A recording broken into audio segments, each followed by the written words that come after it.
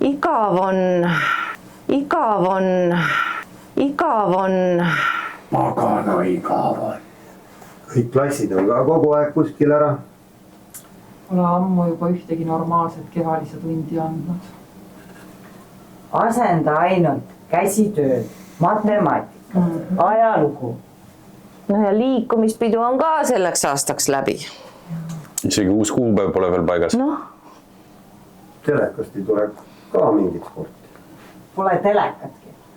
Aga varsti algab jalgpalli MM. Mis jalgpall? Jälle see jalgpall.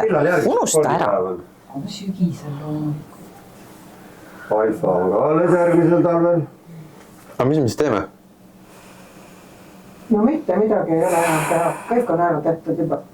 Teate, see lõpupidu õpetajatele pidi see aasta olema spordidisko. Ma ei tea, no sport ja disko. Tuleb vist stressid varna visata. Pigem tahaks mingit sellist suurt ja olulist spordivõistlust.